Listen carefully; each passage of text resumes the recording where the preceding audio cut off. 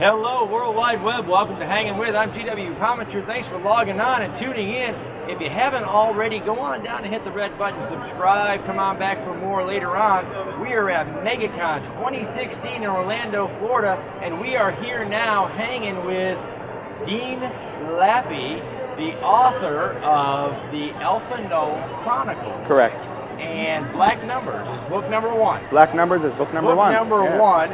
And this is a dark horror fantasy. Correct, yes. Dark horror fantasy. And I read the book blurb. Dark horror fantasy with advanced mathematics and physics. That, as a basis for magic. As a basis for magic. Wow. So, wow. Let's kind of, this is book one of the series. This is book one of the series. I Okay. have the second one is out, and the third one I just finished. It's being edited and released in July. In July, Yes. okay. So this is a three-part series, or is there more?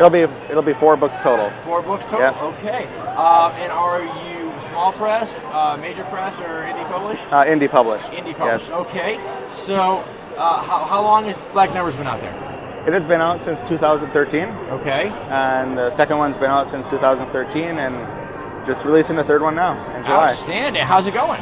It's going great so Yeah? far. Yeah, loving MegaCon and a lot of people. Your first MegaCon? It is, yes. First yes. one as a vendor, or first one overall? First one both. Really? Yeah. Wow. Yeah, I've done a few smaller conventions, and this is my first step into the big ones. So how you liking it? It's great. Isn't great. it? Yes. Talking to readers, talking to some people getting interested. Yeah, all kinds of people stop by, and all kinds of fans. They like different things, but they just like to talk books. Yeah.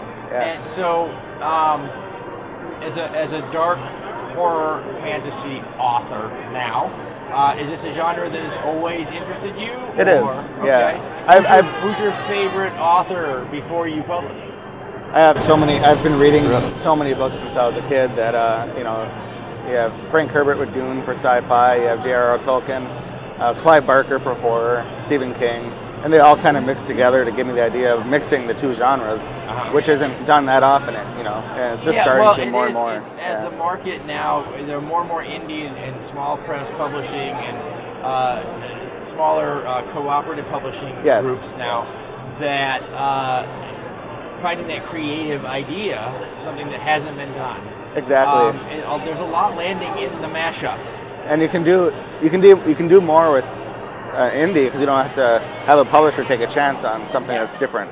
Yes. And Now, we had an opportunity, you mentioned Frank Herbert, we had an opportunity recently, we interviewed a lot of the authors over at Wordfire Press who currently run the back catalog of the Dune series. Oh, okay. And they currently publish Kevin J. Anderson and Brian Herbert's sequels and prequels to the original Dune all the add-ons. series. Yep. There's a lot of extended universe in Dune now. It's really grown. And it really is. And so, are there any writers out there right now that particularly inspire you? Anybody that you kind of, if you have a goal, you want to get there, who is it? Who's that guy? Well, number one,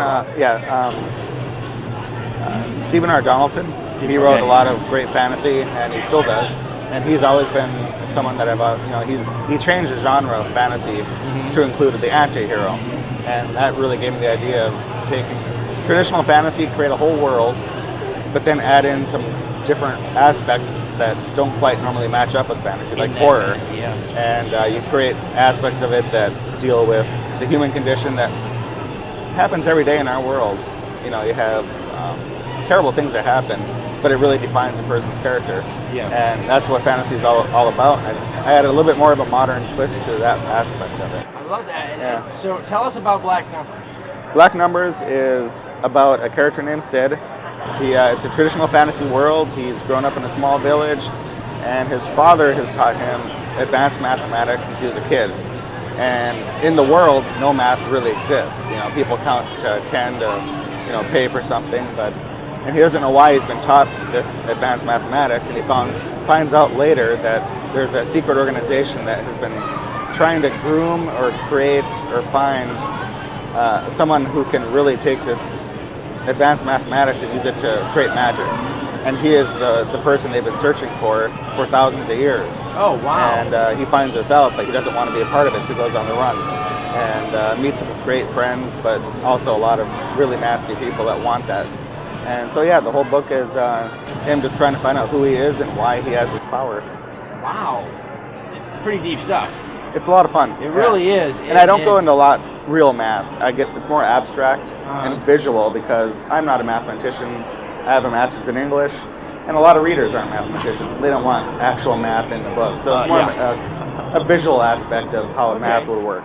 No, that's fantastic, though. And like, again, the mashup is where a lot of authors now are landing to find more creative stories. Exactly. It's sort of like everything's been done under the sun. So it's time that we bring it all together and see and do something what a little we can different. do. Yeah, exactly. Yeah. And so you do some on-the-air book reviewing. I do. I work for a company called Authors on the Air, and they interview authors all over the world. And they've been doing this for a number of years now. And I'm a book reviewer for them.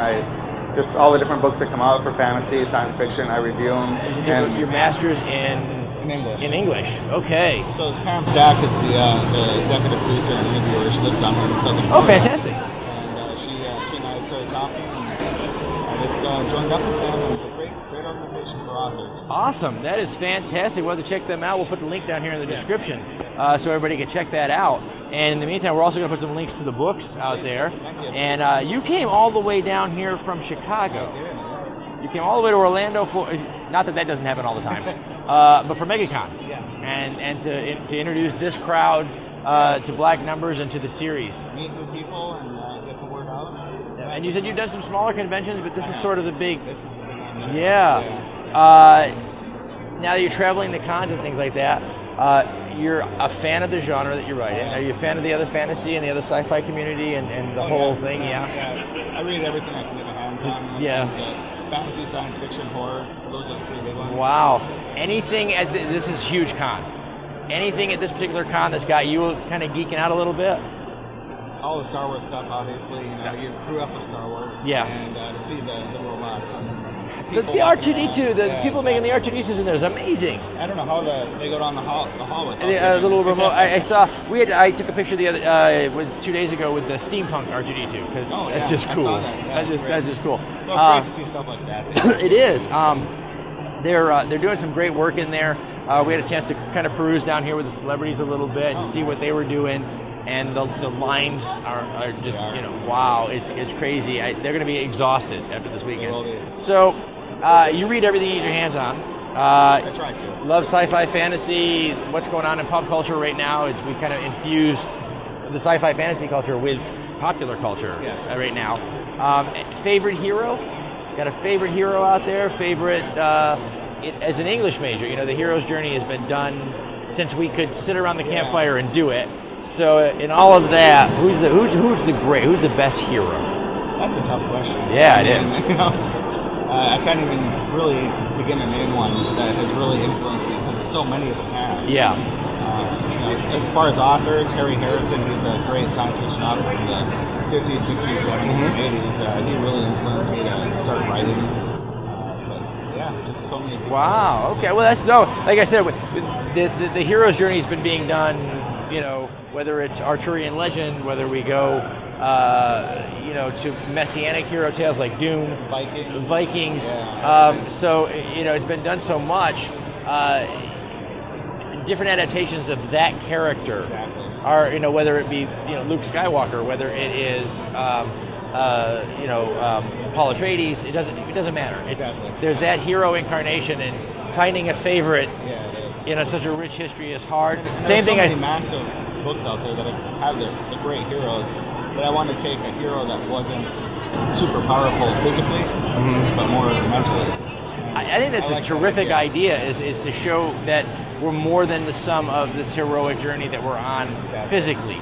Yes. There's always a journey going on in our hearts and minds, and that can be just as much a heroic journey. Well, we're here. We're at MegaCon. We're in the middle of Geek Central. Awesome. Okay. We want your readers out there to get to know you a little bit as one of them, one of the geeks. Okay. Yeah, thank you. So, favorite starship captain.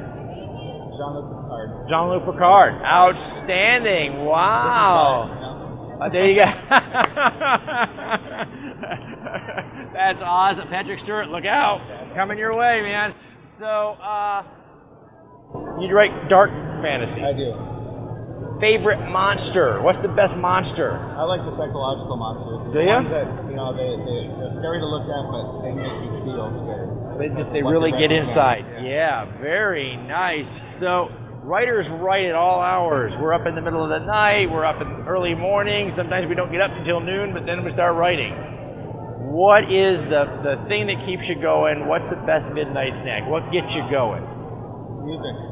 Music. Yeah, heavy metal. It's snack for the mind. Yeah. That's right. You got to feed the mind, right? Music. That's I put the fantastic. music on the headphones. What's on the writing playlist?